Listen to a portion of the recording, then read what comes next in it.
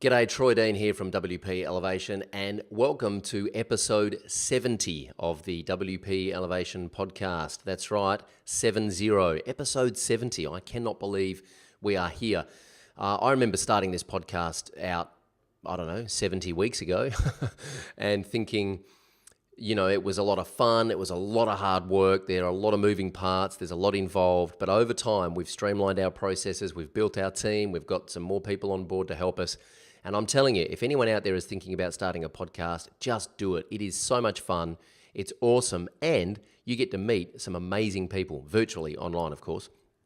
You might get to meet them in the flesh as well. We've shot one live episode of the podcast where we interviewed someone in person, and there'll be some more of those coming up in the future. Anyway, it's great for your network. It's great for expanding your network and meeting people, and it's awesome fun. It's totally worth it. So Pat Flynn over at Smart Passive Income has a great introductory course on starting a podcast for free. So does John Lee Damas at Entrepreneur on Fire. So check out those free courses. And if you want to start a podcast, just do it. Podcasting rocks. Okay, that's my rant for today. This week's feature guest is Jack McConnell from Bath in the UK. He runs a one-man web design, web development agency called Voltronik, specializing in WordPress solutions. He's got a lot of insights about how he found his first batch of clients and what he's done since then to expand his network. And it's not what you may think it is. So stick around and learn more from Jack about that. I'm also giving away a copy of Losing My Virginity, Richard Branson's autobiography. Stick around for details on how you can enter the draw to win a copy of that book on this week's episode. It's a cracker. Stay with us. Let's elevate. This is the WP Elevation Podcast, helping WordPress consultants elevate. This episode of the WP Elevation Podcast is brought to you by WP Migrate DB Pro, the amazing plugin from Brad Tauernard and the guys at Delicious Brains that allows you to keep your databases in sync between your local environment, your development environment, and your live website. But instead of me telling you all about it, and instead of getting Brad on to tell us how good his plugin is, I thought it would be more interesting to talk to one of Brad's customers, someone who uses the plugin on a daily basis as part of their workflow. So let's go and hear from Curtis McHale. G'day, Troy Dean here from WP Elevation, and I'm very pleased to have with me all the way from Canada, Curtis Gregory McHale. Hey, Curtis, how you doing? I'm great. I shouldn't have told you my middle name, but yeah. Excellent. So why are we here? That's right. We're here because we're talking about WP Migrate DB Pro, the awesome plugin from Delicious Brains, Brad Tauernard and our friends at Delicious Brains. They are sponsoring the podcast for a month, so I thought it would be interesting to talk to some customers about WP Migrate DB Pro instead of doing kind of a scripted ad spot, so to speak. So first of all, why don't you tell us, as a WordPress developer and part of your workflow, why database syncing and migration is even important? Like, why does it matter at all? It matters at all because as much as you even try to move around and set up things locally like your client, you're always going to miss something. And there's quite often even going to be something that they did slightly different than you did. And then it can even create a bug. And so you're continually trying to track something down that you really don't even have a method. Like, you don't even have the same data to track it down. So it is a futile endeavor to try. So the myth is, like, I remember when I started out, I would just install the same theme and the same plugins on like a local dev, and then I would wonder when I uploaded the new plugins or the new page template or the new custom post type that I'd written, when I pushed that to the live site, why would it break? And because because the live site has new data on it, right? Yeah, that's another good reason. Or you'd get a client that doesn't know they can use a page in the menu or in the appearance settings for menus, and they just create a custom link in there, and you're like, why isn't this highlighting like it should with the normal WordPress menus? Because WordPress doesn't understand that it's a custom link as opposed to a page, so it doesn't do all its fancy classes on the menu. And then you have to dig around in the appearance settings to figure that out, and of course it's hard because they renamed it something and just wasted so much time. Yeah, and you end up going down a rabbit hole, don't you? And, while everyone else is going for beers on a Friday night, you're still debugging some client's website. I have way better things to do with my time than debugging like that, for useless things like that anyways. Yeah. So before you discovered WP Migrate DB Pro, what were you doing? Like, how were you solving this problem? I'm trying to think, because I've bought it like the first day it came out and was using it a little bit in beta even before. So I think I probably used the plugin search and replace and then I'd use there's some constants you can set in WP config to switch the URL around, and I just would call that good. But it's not necessarily good. It gets enough for, I guess, local development. It doesn't get enough when you're trying to push to live site, which I did a few times, and then realized the images weren't linking properly, and it just didn't work. Did not make me look awesome. Made me look like a dork. Yeah. And the whole search and replace in PHP, my admin, like doing it manually, that can just take forever, can't it? Oh yeah, I had I think I had a SQL query script that got a lot of stuff, but I'm trying to remember. I don't think it got the serialized, like the special data that widgets are saved like, and how your plugin settings are saved and other stuff. Just didn't even get it. So I'd realized later that I had messed that up. And so just for those that don't understand serialized, because this was something that, this was what caught me as well. This was a big trap that I fell into, is that just replacing a URL will replace the URL, but serialized data means that the database is expecting a string that is yay long, yeah? And for those who aren't watching, who are just listening, I'm holding my fingers a certain width apart. The database is expecting a URL which is, yay long. And when you change the URL, you also need to tell the database that it is no longer 25 characters, it's now 33 characters. Otherwise, the database kind of freaks out a bit. Yeah, and that's in this big, long array that sort of maybe makes sense if you're actually reading it in the MySQL, but only once you've been doing it a really long time. And even I've been doing this for like 6 years, and it's not worth my time to try and read through those 90% of the time. Exactly, and that's the nugget there. It's not worth your time. So how did you discover WP Migrate DB Pro? So you're from Canada, right? So you just know Brad from the local scene? Well, when we say local, I might even be closer to you. Brad's probably 10,000 kilometers away almost for me. Oh, wow. We're on the opposite coasts. So Right. I know Brad he used to live out with me or not with me, but like on the same end of the country, but we never met each other then. I don't remember how we first got introduced, but it's been a while now. And I believe he showed me WP App Store, which his first product was, or I got connected with him when I saw that. And then as Migrate DB Pro came out, he shot me an email just to say, hey, would you be interested in this? And I looked at it and said, absolutely. And I bought it day one. Like no questions asked. And What's the biggest benefit for you in using WP Migrate DB Pro? It's just so fast. Like there's so many steps in migrating it manually, like getting your images down, all these other things.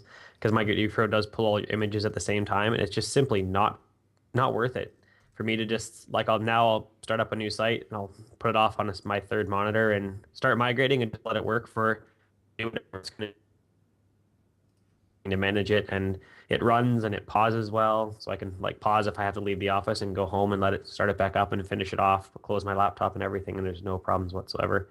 And also I've done it for a few clients who want to be able to mess around on things locally and set them up with their own virtual machine that already has all the migration profiles installed, so they can just hit migrate and they get like a brand new copy of the live site to mess up however they want. Without hurting our staging environment, which we're using for e-commerce testing, and without hurting the live site, which is worse, much worse. But. Nice. Now, see, there you go. I never thought about setting this up for a client so they can mess around locally in their own little sandbox. That's a good idea. Yeah. Built a full Vagrant box, like a full virtual machine with automatically imported database with initial content and all the migration profiles in that initial content. And so they just have to sync and update based off the last time I pulled it, which was usually about a month it would get out. Sweet. There you go. That's a nice little value add, nice little service you can add for your customer. Cool. Hey, well, I reckon that's a pretty good case for it. For those that don't know, you can have a look at WP Migrate DB Pro at deliciousbrains.com, which is Brad's site. Go check it out. There's a picture of all the birds flying east, which is very cute and clever. Took me ages to figure out what the hell the picture of the birds was about, but of course they're migrating. I didn't even think of that. There you go. I know. I just realized it the other day. I'm like, oh, that's why the birds are there, because they're migrating. Right, cool. So you can check it out at deliciousbrains.com. And hey, Curtis, you're going to be actually on the podcast soon, WP Elevation. I think we're recording an interview next week sometime. Is that right? Yeah, I'm pretty sure it's the 5th. Yeah, sweet. Awesome, man. Looking forward to that. And thanks again. And I know Brad really appreciates it. Thanks for talking to us about your experience with the WP Migrate DB Pro. You're most welcome. It's an excellent plugin. Cheers. All right, as I mentioned in the introduction, Jack McConnell is from Voltronik in Bath in the UK. He's a one-man web design, web development agency specializing in WordPress solutions. He's also RAR recommended and we'll find out what that means and why it's important. And he loves working with people, which is very odd for a web developer. I'm kidding, of course. Well, actually, maybe not. Jack talks a lot about how he found his first batch of clients and what he's done since then to expand his network. And, it's a really interesting insight into what can happen when you just get out of the house and leave the building and get out of your comfort zone. And we talk a little bit about overcoming those initial fears of getting out of your comfort zone. Jack's like most of us, starting out in the WordPress space, not really sure where his niche was, and has since then found his niche, doing good work, getting lots of referrals and word of mouth. It's a really good episode, and I'm sure it's going to resonate with a lot of you. And I'm giving away a copy of Richard Branson's book, Losing My Virginity. So stick around for details on how you can enter that. And Jack's also going to tell us a little bit about Tidy Repo, his curated repository of WordPress plugins. So lots of goodness in this interview. Without further ado, let's go and meet Jack McConnell. G'day, Troy Dean here from WP Elevation, and I'm very pleased to have with me all the way from Bath in the UK, Jack McConnell from Voltronic. Hey Jack, how you doing? Hi, yeah, really good, thanks. Thanks for joining us on the WP Elevation podcast. Now, for those with an astute eye, you may have seen Jack a couple of weeks ago on the podcast talking about his experience with WP Migrate DB Pro, and I just thought it would be good to get Jack on to have a chat about what you're doing in your business. So we're going to talk all about WordPress and being a web freelancer. But before we do that, this week I'm giving away a copy of Losing My Virginity by Richard Branson, which is a fantastic book. It's actually the book that Jack is reading at the moment. So stick around for details on how you can enter that competition a little bit later on in the interview. Hey Jack, before we start geeking off about all things WordPress, when you were a kid, what did you want to be when you grew up? That's a really good question, actually. I don't remember exactly what I wanted to be, but I knew that sort of in my early teens, I wanted to do something artistic, something creative. So I've kind of geared everything from my life from that point towards, being creative. And I guess that's how I ended up in web design. Where do you think that creativity came from? Did you grow up in a creative household? Was there lots of finger painting and art going on? No, not really. I just really enjoyed drawing, to be honest. I enjoyed cartoons, and I got really hooked in that. And it kind of, I think when I got old enough to use a computer, it kind of went on from there, and a copy of Photoshop, and you could make all kinds of stuff. And I think I got into like illustration, and I don't know, it was just all of that really. And yeah, it was from there, but no, not from a creative household at all, really. Were you a big comic book reader when you were a kid? I did read comic books, yes.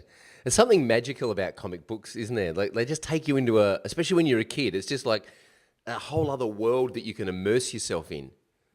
It is, yeah. And, watching a lot of comic book movies that have come out in recent years, just remembering how things were then, reading the comic and then seeing it, is quite nice, actually. It's good. Yeah.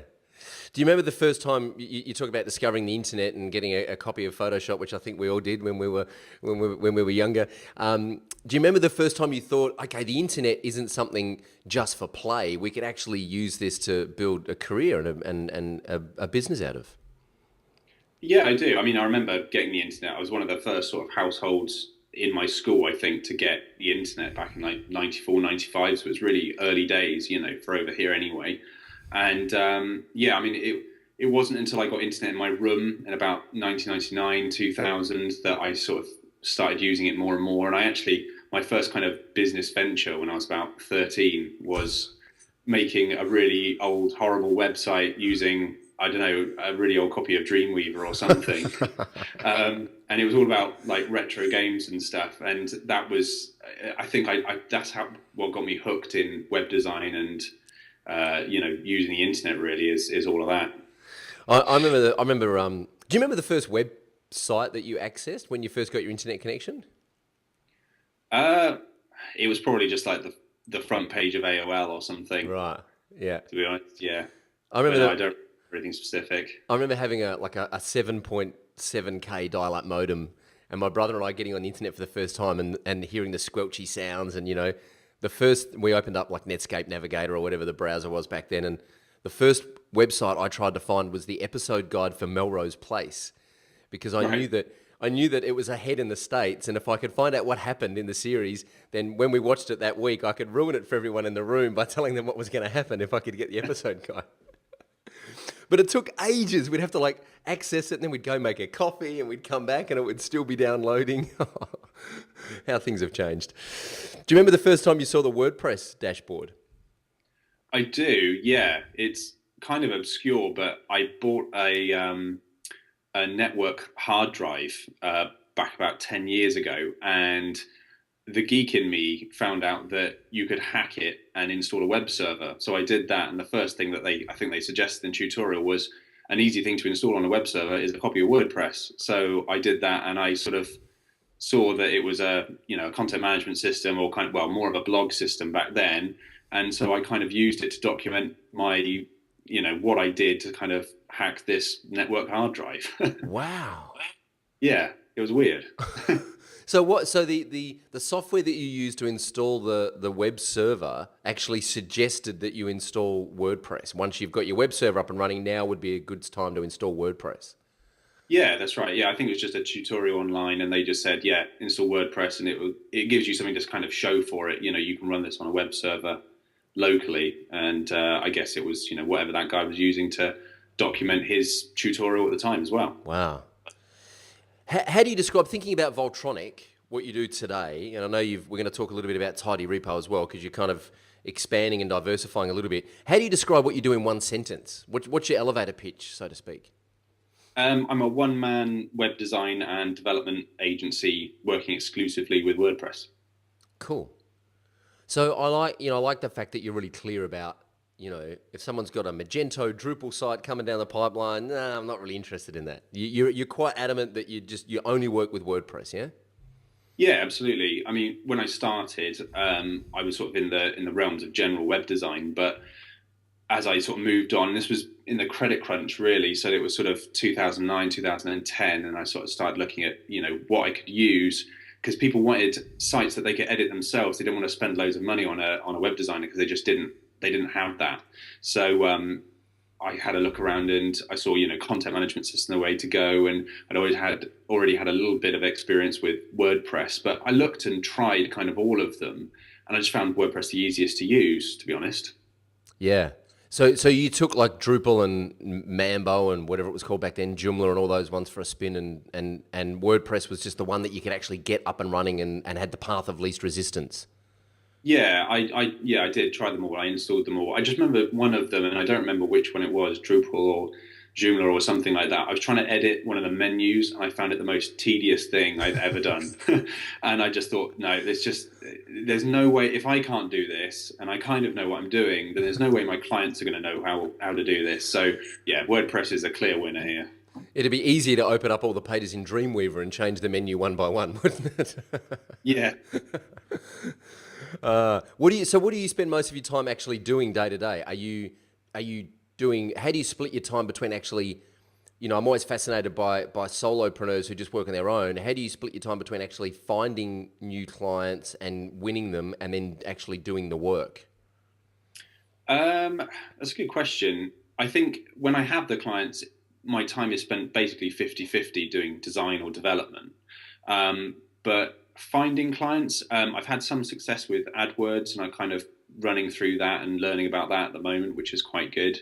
I'd say most of my clients at the moment have come through the co-working space that I'm in, and I have been for the last 18 months, and that's really great. There's a huge sort of diverse range of people and businesses there, small businesses, and most of them happen to use WordPress on their current site, or they want something easy, and everyone's talking about WordPress. So it's just it's all just worked in my favor, really, which is really great. But it's all coincidental. It wasn't intentional in any way. I mean, when I joined the space, I was one of about 5, 6, 7 people that were there every day, and now there's sort of 30 people there every day, and it's just kind of the way it's worked out, which is great, really.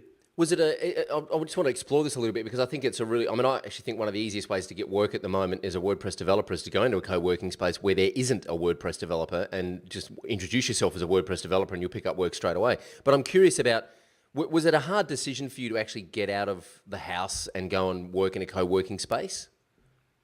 No, not at the time that I made the decision. No, I mean, I was doing kind of a networking sort of breakfast thing on Wednesday mornings here anyway. And I moved home from sort of 50 miles down the road to where I am now in Bath, and they had that kind of networking event here, but there's only one space for any organization or for any industry. Yep. And I did some maths, and I just said, if I go into this co-working space, I get to network with people, I get to get out of the house, have a bit more of a routine, and it costs about the same as running a home office and doing this networking thing. So I thought, I'll just try it. There's no minimum contract or anything, so I'll just give it a go. And, right.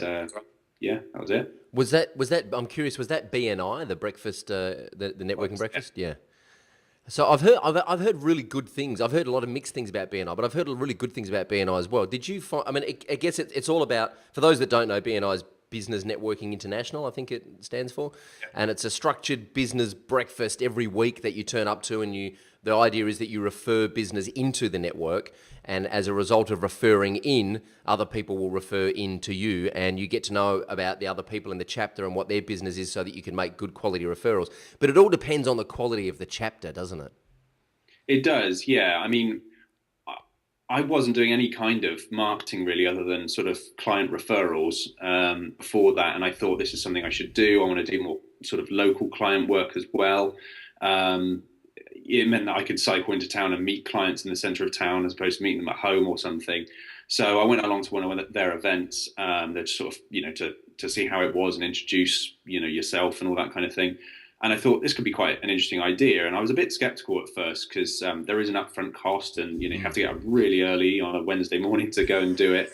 And I thought, I'll give it a go. I see how it goes. And I went, and I thought it was actually really good. Like I said, those things will put people off, but if you put in the effort and you go every week and you write some content and talk to people, it does work out. And I think by the time I had left, and I was only there for about 6 months, I broke even on it all, and I thought that was okay. And it would have kept going as well if I had stayed in the chapter. So the other good thing I like about BNI, I actually didn't join a chapter. I went and tried a couple of chapters out and then decided that it wasn't right for me. But what I did learn about in that very short time is that it forces, because you have to stand up and talk about what it is you do in less than 60 seconds, it forces you to get really clear about what it is you do and the kind of client that you want. So it kind of forces you to do a bit of introspective thinking about your business, doesn't it? It does, yeah. And it certainly did help clarify things, even from a kind of rewriting what you do on the front page of your website, point of view. It's almost the same thing, really. And it gives you a lot of confidence in talking to a group of people as well, which is something I've never been that comfortable with, but I can now do, to some degree. So how did you get it? I'm really fascinated by this whole standing up in front of people and talking, because I know that it's the thing that's probably helped my business more than anything, my consulting business and also our WordPress product business, speaking at WordCamps, running webinars, doing podcasting. How did you get over that initial kind of awkwardness about standing up in front of people and talking about what it is you do? I think probably having a script, like having something in front of you that you can read from, just allows you to sort of, I don't know, just break the ice. I don't think I'm a natural, I can talk to people easily enough, but if I had to talk to a group of people, I don't feel confident enough to be able to do it. So having a piece of paper in front of me, which sort of bullet points everything I want to say, and remembering it, I can do. So yeah, I think that's probably what I do. Do you think that you'll continue, now that you've kind of broken that seal, so to speak, do you think you'll continue to do some more group public speaking in the future? It's not something I'm too interested in. I have done some kind of WordPress Ask Me Anything kind of sessions where people can just turn up and we have coffee, and they can ask me anything they like about WordPress in a sort of a small round table kind of situation. But no, it's not something I really want to do. I'm just not interested in events so much, I don't think. Right. What's the one thing that keeps you awake at night about the business? Money.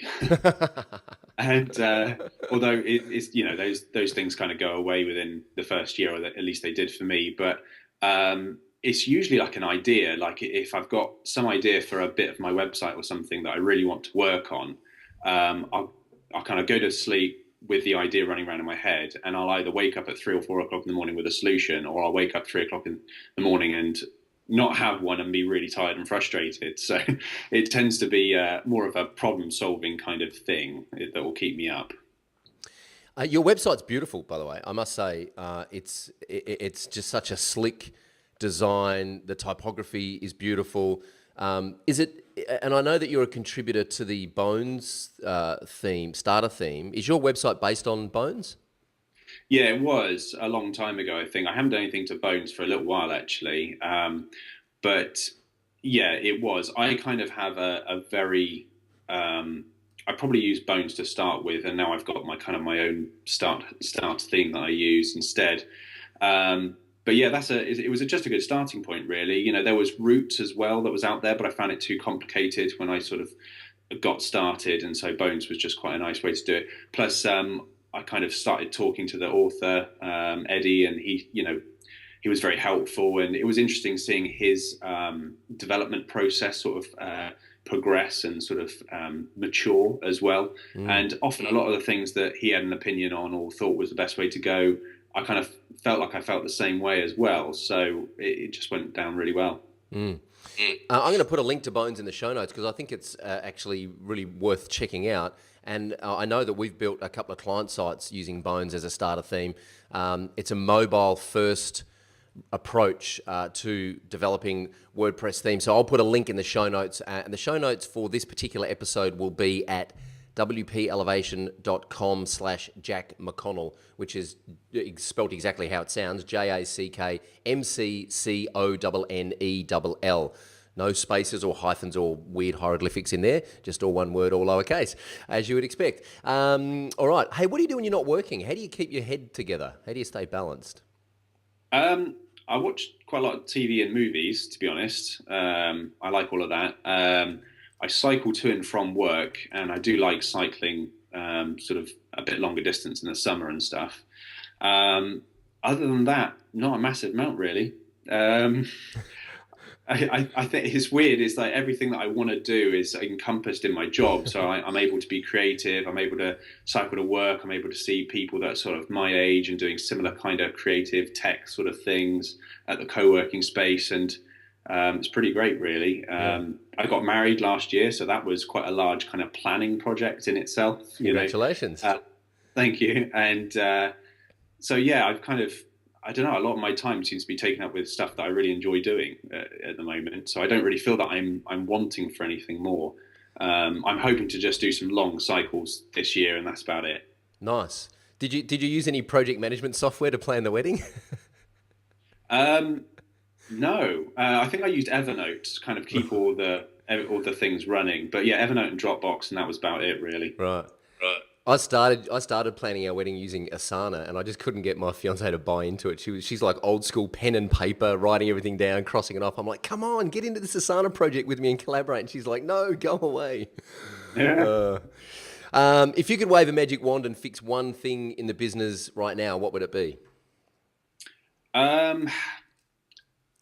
I would say I don't have a really clear way of sort of generating new leads at the moment. It's getting better, but I can't just kind of flick a switch, leads come in, I flick a switch and leads stop kind of thing. And that's kind of where I want AdWords to go for me. And I've been kind of toying with AdWords with the help of someone at the co-working space who is an AdWords just genius, really, is the nice way to put it, the best way to put it. But I've been doing that for about a year, and I've had some success with it. It's highlighted some areas in my website that need some attention. And as such, I'm kind of, rejigging that at the moment as well. But yeah, I would say kind of lead generation is a thing. With AdWords, were you just driving people to your homepage, or did you kind of set up a separate landing page and a separate funnel to get people in? Yeah, it's just to the homepage at the moment. I haven't had enough time since Christmas really to really dedicate any serious reading on the subject of landing pages and creating a funnel and all that sort of stuff. I did buy a marketing book by a sort of a local marketer that I know that's doing pretty well in this country at the moment, and that talks about a funnel and sort of how to make sure that funnel doesn't leak at any point really. So and the book's called Watertight Marketing, and it's a really good read actually, from what I've got of it so far. Go on. Yeah, Watertight Marketing. Yeah. And I think I need to do some more reading on it, but ultimately that's something I'd like to work on. Is that Bryony Thomas, Watertight Marketing? That's right. There you go. Yeah. Wow, I've just found the link to that. I'll stick a link to that in the show notes as well. So what sort of, just at a high level, what sort of phrases and keywords and do you use? I'm curious if you actually use WordPress in your targeting on AdWords, or if it's more generic kind of web design, website stuff. For sort of local stuff, it's web design Bath. But for countrywide, I go for WordPress web design and WordPress development, or WordPress web development, I think it is, and sort of variations of that. And those are the only three I'm going for at the moment. It's interesting, isn't it? Over the last sort of three to 4 years, or really in the last 2 or 3 years, the inquiries have been more. Customers are actually talking about WordPress. And I mean, we've had some inquiries where people ask specifically, are you a WordPress shop? Not do you do websites, but they're actually specifically asking if you have WordPress skills. Yeah, I mean, I would say that I am. I mean, if anyone says, what do you do? I would say I'm a web designer. I deal specifically in WordPress. And then that just gives it a bit of focus, really. And most small businesses or people that have, use the web in any way or run a website have heard of WordPress. And I rarely hear anything bad about it, to be honest. I mean, WordPress, is fantastic. It's not for everybody. You couldn't run really, really big kind of e-commerce stores on WordPress, I don't think yet. But for most people, hearing the word WordPress, it makes them immediately interested in what you do. I wonder if Mark and Magnus from WooCommerce are listening to this podcast. They might have a different opinion on that. If you are listening, boys, please leave us a comment and tell us how big a e-commerce site WooCommerce can handle, because I'd be curious to know that as well.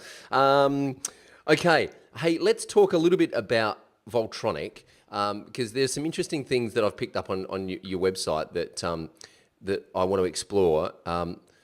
So you say here, I love working with people. Yeah. That's really odd for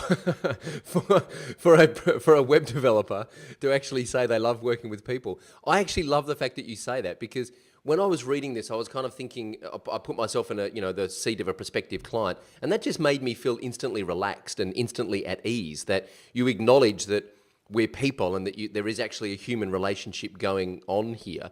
Was that a deliberate thing, or is that just something that just came out organically? I think it came out organically, really. I do like working with people. I think part of that is from working at home for quite a few years and not getting to see too many people. So the moment you do get a client meeting or something and you can connect with another person is quite nice, and you kind of treasure those moments in a way if you work from home all the time and work sort of long hours.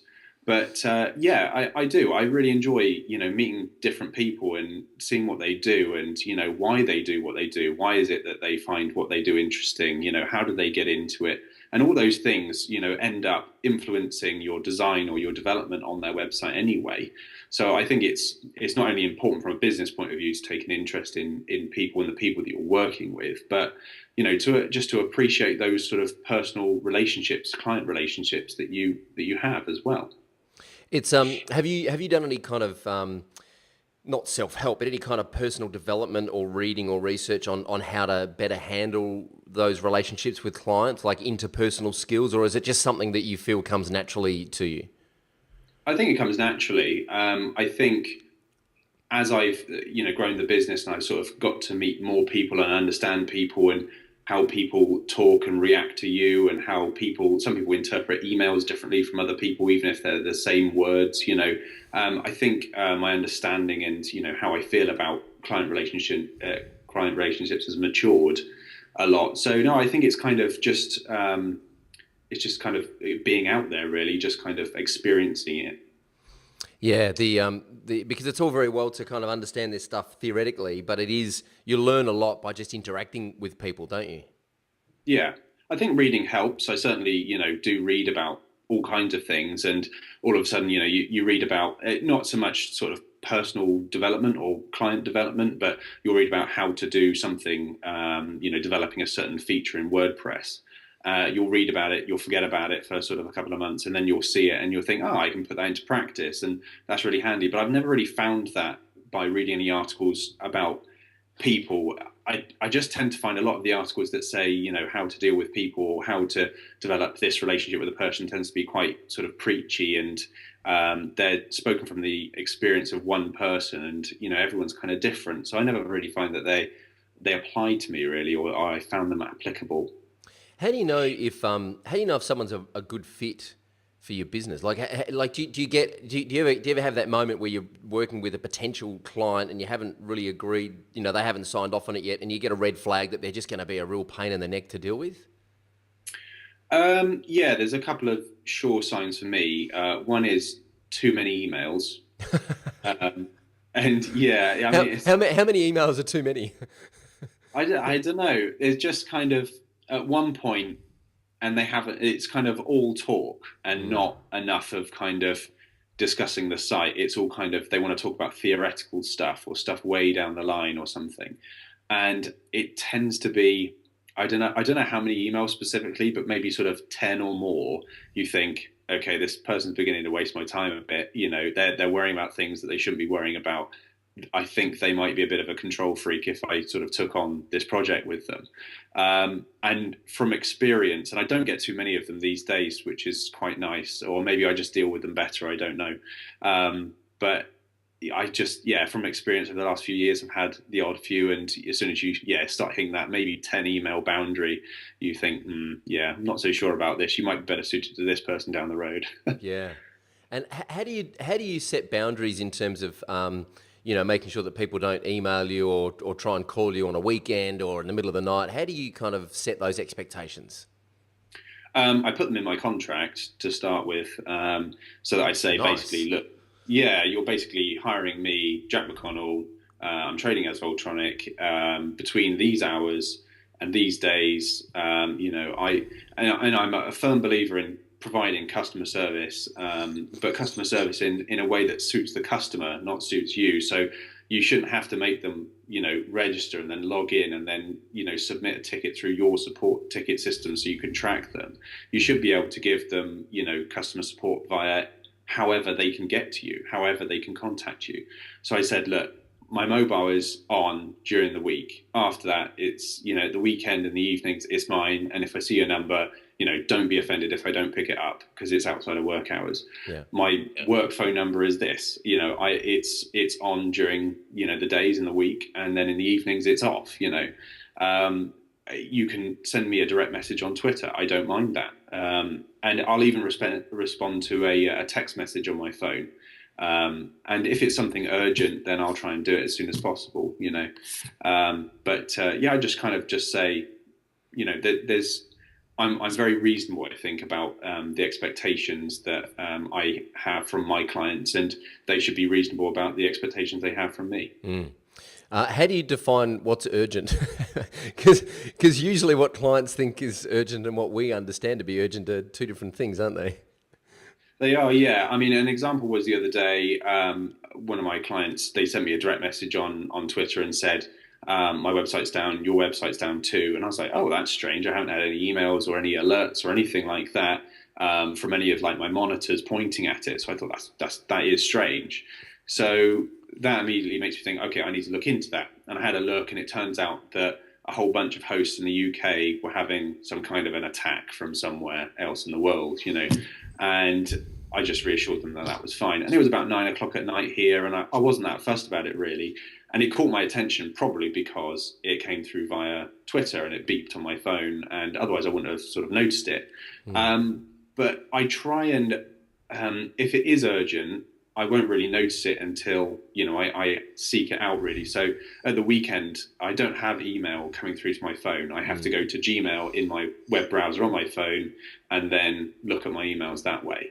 And that way I can do it. If I know that there's going to be a problem, I can say, okay, I've got 15 minutes spare. If I get an email that's urgent, I can deal with it because I have 15 minutes. If I don't think I have 15 minutes, I just kind of don't look at it. And I just kind of, I don't know. Over the years, that's just worked for me really. It's rare that I've been in a situation where a client is desperate for help, and I try and kind of give them details of like the host that they might be on or whatever, so they can kind of take ownership over their site as well. Nice. I like not having email on an app on your phone, so there are no notifications. So you actually have to go through that hoop and log into Gmail and in your phone browser to check your emails, which is frankly a pain in the neck. So you don't really want to do it that often. And also, I like empowering the client by giving them the details of their host. Do you host websites, or do you refer clients off to other hosts? I do host websites. I kind of recommend it really because I can, take care of it for them, and I can offer them a service that would take them a long time to understand or set up themselves, and it really is just peace of mind. You can take the pain and the hassle out of running a website entirely. I keep WordPress up to date for them and all that kind of stuff, so, and plugins and things. So it's, that's what I kind of recommend. If it's a really big site, of which I have a few of, I'll probably put them on a managed host, a WordPress managed host. And kind of, they'll be in charge of the account. I'll just have access to it. And I try and not be too fussy about, some web design companies, they will not give you your login details for a host, or they will not give you the admin username and password. But I don't know, I just think that's wrong. If a client wants to use you, they'll use you. If they say, look, I'm sorry, we've decided to go elsewhere or something for whatever reason, and they're perfectly in their right, entitled to do that because they are a customer. They could be anybody's customer. Then there's no use sort of kicking and screaming and trying to get them to stay. If they've made up their mind about something, then they deserve to have all of that information. I mean, the amount of clients that I've taken on in the last few years where their previous web design company just will not let them have their own details is just insane. Yeah, I'm in the middle of a bit of a fight at the moment trying to get domain names switched over to a new registrar, and the old registrar is just not playing with us at all, which is a bit unfortunate. Hey, how do you handle maintenance? I notice on your website also it says, you say here, which is one of the things I really like, you say, I'm not going to leave you in the lurch I won't ditch you once your site is complete. Do you sell maintenance plans as like a standalone product? No, actually, this probably factors into the one. If I could wave the magic wand question and sort of fix something, it would probably be recurring revenue as well. And maintenance plans and sort of service plans, hosting plans, all that sort of thing are great ways to do that, I think. But no, I don't tend to have like a development plan or a maintenance plan with most of my clients. It's just that if they want more stuff or they want to, help, I'm not going to say, turn around to them and say, I'm sorry, I can't help you until, July or something like that. It's, or, you take less priority over my other clients that I've got going on at the moment. I try and help them as soon as possible, really. And it's just kind of that statement on my site is more just to let them know that I'm around and I'm there, if they need help, and that I respond to emails, and I won't say, sorry, for me to respond to your email and help you, it's going to cost you 1 hour of my hourly fee, What tools do you use to manage all of your client sites? Do you use like an infinite WP or a managed WP or? Yeah, I use infinite WP. Yeah. I liked infinite WP mainly because it was free. And at the time I was kind of setting up hosting and trying to just kind of do it well, but on the cheap. And actually, it's turned out to be a very decent bit of kit, really. I've heard great things about managed WP too, but I don't know. I think Infinite WP is definitely one to look at. Yeah, and there's a self-hosted version too, isn't it? Isn't Infinite WP you can download it and host it yourself? Is that right? Yeah, that's what I do. Right. Yeah. Gotcha.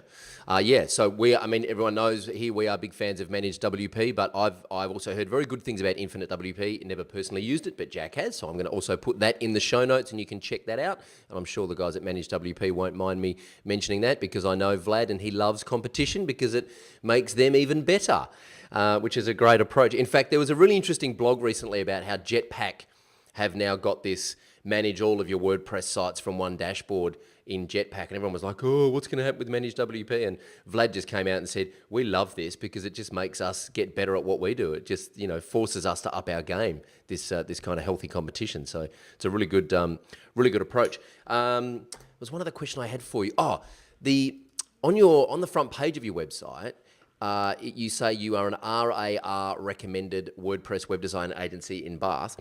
I have no idea what RAR is, but and again, initially when I looked at it, I went, oh, somebody else is recommending Voltronic. I'm assuming that RAR is like an industry body or something. Tell us about RAR and why you put that on your website. Yeah, so RAR or RAR, I say RAR, I'm not sure on the pronunciation, but yeah, they're kind of like they kind of yeah, they are like an accredited body, I suppose. They basically, you have to apply to them to say, hi, I'm a, whatever, a web design agency or something. This is what I do. I'd like to be accredited or recommended or whatever. And there's various stages, and you can pay for, the top level plans that they have and everything. The one that I've got is free. But what it requires that you do is your clients have to write into them and say, like going to give a testimonial, give you kind of ratings for various things, your service, your customer support, your level of expertise, whether you turn around the project in a decent amount of time, that kind of thing. And after a while, you have to get sort of, I think it's a minimum of something like 5 of these, and they have to be over a certain percentage. And then someone actually checks them, so it's independently sort of checked. And then you appear on their register. So the idea is that you can search on their website for any web design company in your area, and that you'll only find a good one because they've been sort of checked by RAR. So yeah, the last 2 years running, I've kind of asked my clients, would you mind doing this? And they've been more than happy to do that. So yeah, I'm a RAR recommended agency, which just gives it a bit of oomph, really. They're not too well known, I don't think, yet, but it certainly looks good. Yeah. So RAR, for those that don't know, Recommended Agency Register, it stands for. Recommendedagencies.com is the link. I'm also going to put that in the show notes because I think that it's like an independent body that's kind of checked you out and went, yep, these guys are kosher and good operators, and it just adds a little bit of trust to the visitor on your website. I noticed it straight away, and I wanted to check it out and find a little bit more about it, because it's now all of a sudden it's not just Jack McConnell telling me that you can do the job. There are other people that are saying, yep, he's pretty well positioned to do what it is he's promising. So nice work. Hey, another thing I noticed about your name, Voltronic, and I chuckled about this. Voltronic is a mashup of electronic words, Volt and electronic, with a K chucked on the end, as it's a nice, strong letter. I absolutely agree with you. And I've had this conversation with people over the years about the letter G and K. I just love those letters because they are strong. I mean, Voltronic with a C is just different to Voltronic with a K, yeah? Yeah, it is. Yeah, I don't know why I kind of thought K would be better. But yeah, it is. It is a strong letter. And G is great. I mean, a ligature on a good G is just, it's just something for a designer, isn't it? Totally. We're total typography nerds, obviously. Which reminds me, there's a great article by Richard Rudder on the 24 Ways website, Designing for the Vertical Rhythm, all about designing typography and line heights and kerning. And I'm also going to find that and put that in the show notes as well, because if you love typography and fonts and you're a geek like Jack and I, then it'll be definitely worth checking out. Designing for a Vertical Rhythm. I'm just going to look that up so I can put it in the show notes later.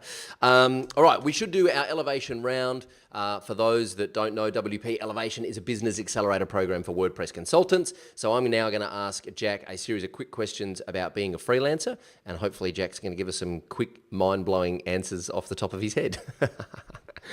All right, what's the number one thing any freelancer or consultant needs to know? Don't worry if you can't get big clients immediately, because you will eventually. Hey, I like that. That's good. What's the best thing you've ever done to find new customers? Move into my co-working space. Yeah, that's awesome advice. How do you stop competing on price? I don't think about it, to be honest.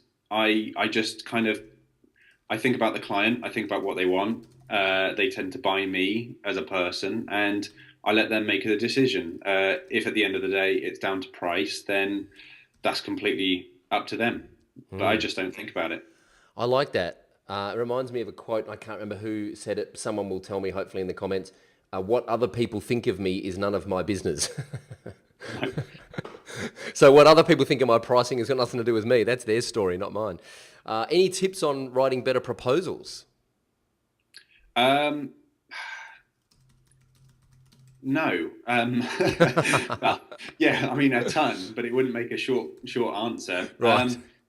Just to kind of just sit down and sort of get them done. They're really boring to do usually. They're not interesting. You can automate them to an extent, but proposals, they need your time and your effort. And if you do that, I think it shows, and the client, they see that you understand what they want. Nice. Favorite tool? Do you have a favorite tool or system for CRM?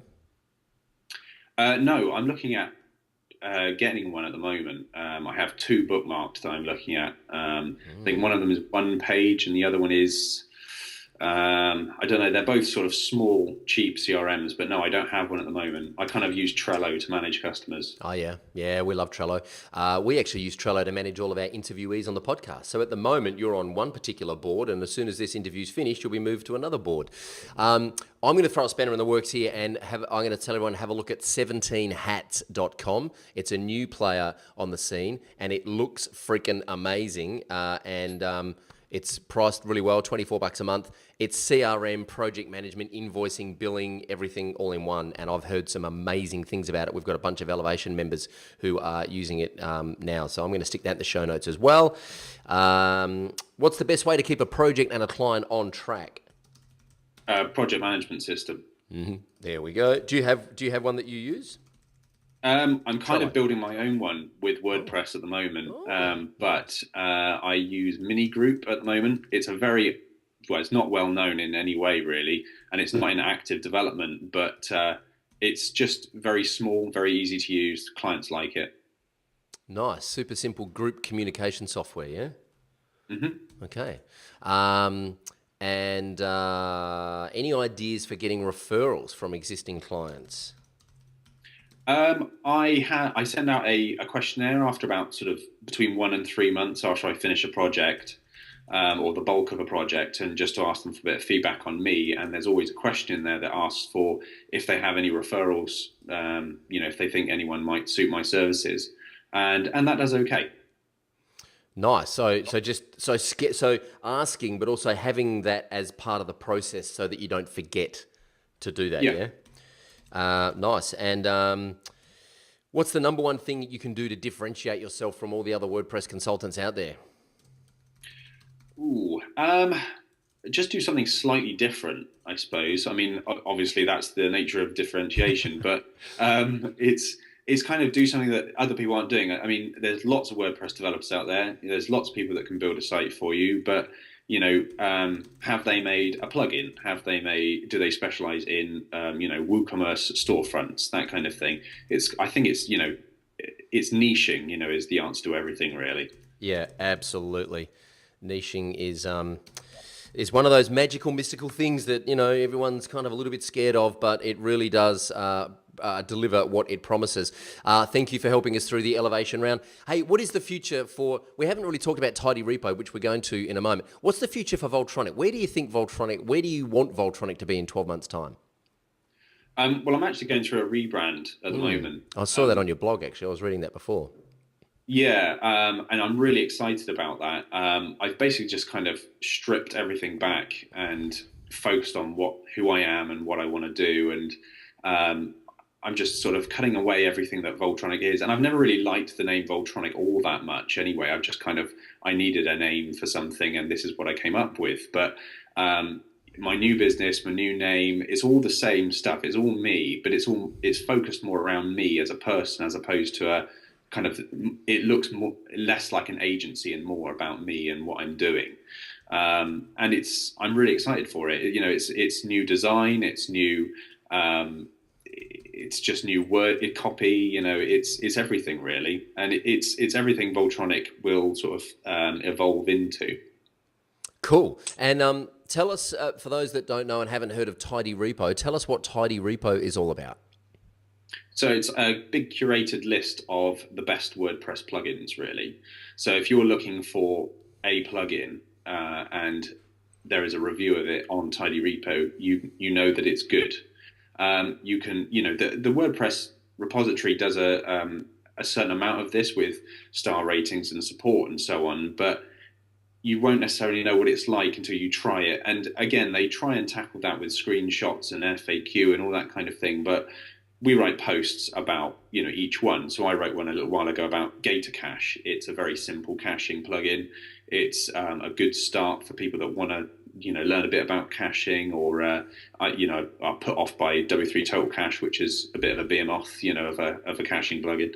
And you basically know that, we've tested it. We've made sure the code doesn't break your site.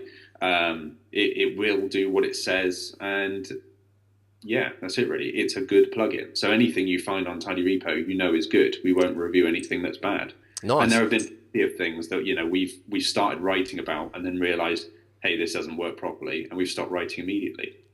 Nice. I love the icons too. You, in complete transparency, you reviewed video user manuals recently, and you came up with these cute little icons that are a little video player, some users, and documentation. It's great. You obviously put a lot of time and effort into reviewing the plugins. The obvious question is, how are you funding this? Like, how are you sustaining it? So Jay and I actually went through, because I only joined Tidy Repo back in September, and Jay and I talked through everything we wanted to do, and came up with this kind of a roadmap of development of stuff we wanted to do. And the first step was really to redesign the website. I felt that it could do quite a lot better. So I came up with the design and, kind of put some of it together, and Jay did most of the development on it. And in fact, I think he pretty much did all the development on it.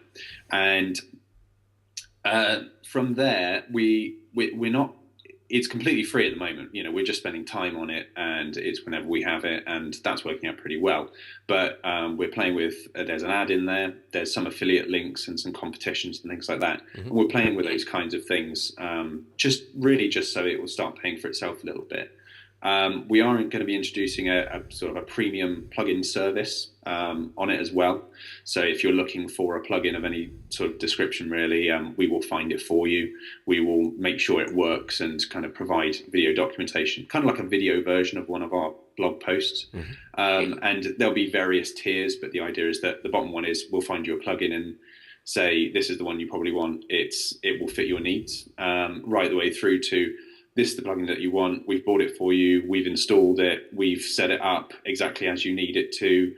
Here's a video of how it works. Here's a video for how it works specifically on your site. Now all you have to do is basically ask a developer to maybe put in some front end stuff for you, and there you go. You're good to go. Wow. It's a nice segue into the details for the competition this week. Jack wants to know the number one headache you've got with finding the right plugin for the right job. We've all been down this track before, where we buy a plugin from either one of the premium marketplaces, Code Canyon, or from a developer's website. We think it's going to do the job. We install it. We set it up. We kind of realize not too long after that it's not actually going to do the job. And then a couple of months later, we find a plugin that could have been perfect for the job if only we'd known. So what is the number one headache you've got, the number one problem that you'd like to solve with finding the right plugin for the job? Leave a comment underneath this video. I'll get Jack to swing by in a couple of weeks and award the winner. And the winner will receive a copy of Losing My Virginity, Richard Branson's autobiography. If you're listening to this podcast while you're walking the dog, you might want to visit our website so you can leave that comment. And again, it is wpelevation.com/Jack McConnell is the link for this particular episode. Sound good, Jack? Sounds good. Awesome. Hey, thank you so much for spending almost an hour with us here on the WP Elevation podcast. I really appreciate it. Final bit of advice. What is the number one piece of advice you would give any entrepreneur trying to start and build their own business? Just get on with it. I mean, seriously, so many people worry about it, or they never ship. Shippers ship. They get it done and then they iterate afterwards. Just get anything out there and just see how it does. It is such good advice, man. Like, you can just get paralyzed by over-analyzing things, can't you? Yes, absolutely. Yeah, just get it done. I love it. Hey, where can people reach out and say thanks for this interview? So voltronic.co.uk. Or you can follow me on Twitter. So it's @Jack McConnell. There's @Voltronic as well, and via email, and all the details are on my site. Beautiful. I'll stick all that and more in the show notes. And finally, who would you like me to try and interview on the WP Elevation podcast and why? Have you done the chap that does post status, Brian? Brian Krogsgaard. No, I haven't actually, which is remarkable. Brian and I converse quite a bit, and for some reason, I don't know why he hasn't been on the podcast yet, but that is a great suggestion. Brian Krogsgaard from Post Status, I'm coming to get you, courtesy of Jack McConnell. So keep your eyes on your inbox. We are going to get you on the WP Elevation podcast, and I can't believe that hasn't already happened. So thank you for recommending Brian, Jack. Good work. Hey, thanks for spending some time with us on the podcast, man. I really appreciate it. I wish you all the best for Voltronik and Tidy Repo, and keep in touch. Will do. Thank you. I enjoyed it. Cheers. Well, I sincerely hope you enjoyed that episode with Jack McConnell as much as I did. Of course, this episode is brought to you by WP Migrate DB Pro, and Curtis McHale told us how fabulous that plugin is, so please go and check it out at deliciousbrains.com. There will be a link somewhere on this page.